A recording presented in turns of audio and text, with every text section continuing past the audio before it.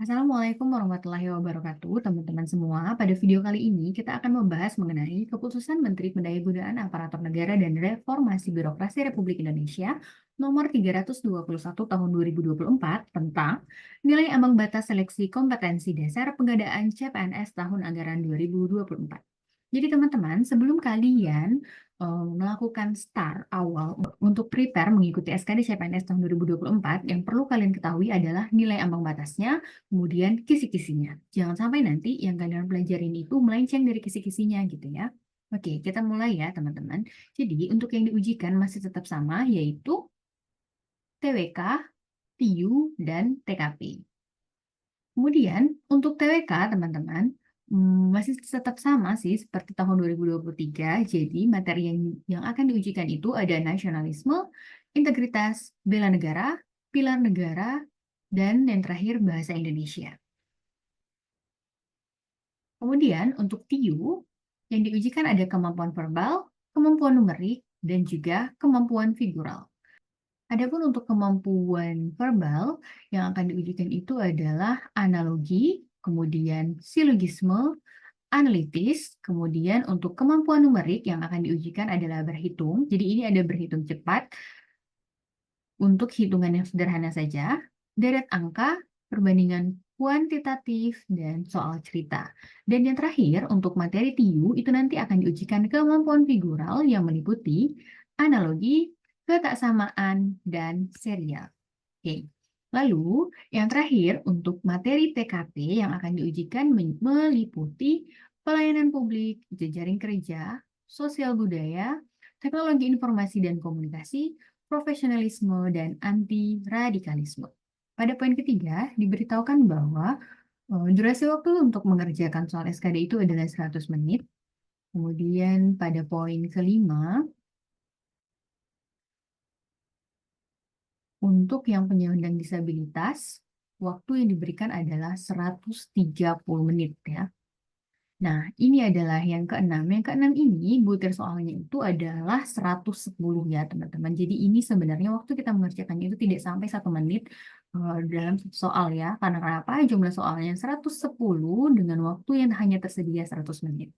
Oke, rinciannya untuk TWK terdiri dari 30 butir soal, TIU terdiri dari 35 butir soal, TKP terdiri dari 45 butir soal.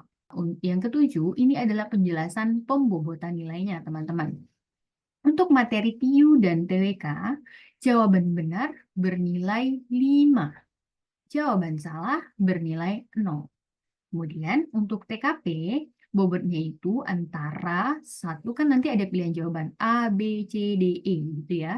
Nah, setiap pilihan jawaban itu nanti akan diberi nilai 1 hingga 5 gitu ya. Jadi jika kalian tidak menjawab soal TKP, itu akan merugikan kita karena kita mendapatkan nilai 0 gitu ya. Kalau kalian tidak tahu, bahkan kalian cap-cip-cup saja, itu akan mendapatkan nilai gitu ya. Oke. Kemudian, ini adalah poin ke-8 pada surat ini, dia membahas nilai maksimal. Jadi, nilai maksimal yang akan didapat itu adalah 150 untuk TWK, 175 untuk TIU, dan 225 untuk nilai TKP. Oke, Oke, kemudian nilai ambang batas nih. Ini pada poin ke-12, penetapan nilai ambang batasnya, yaitu ini yang paling penting teman-teman. TWK 65, TIU 80, dan TKP 166. Oke.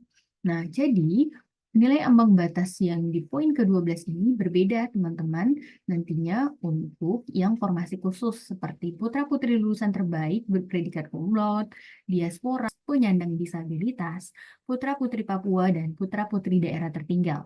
Untuk poin ke-12 ini, pada formasi kebutuhan khusus, maka nilai kumulatif SKD-nya itu paling rendah, 311, dan nilai TIU-nya paling rendah, 85. Jadi yang dilihat ini adalah nilai semuanya gitu ya. Dan kemudian nilai semuanya itu paling rendah 311 dengan nilai TIU-nya paling rendah 85. Nah, itu saja teman-teman yang bisa disampaikan. Semoga bisa dimengerti dan semangat belajar mempersiapkan diri dalam mengikuti seleksi CPNS tahun 2024. Next, pada video selanjutnya kita akan membahas mengenai kemampuan verbal untuk yang analogi. Tunggu video selanjutnya. Terima kasih dan wassalamualaikum warahmatullahi wabarakatuh.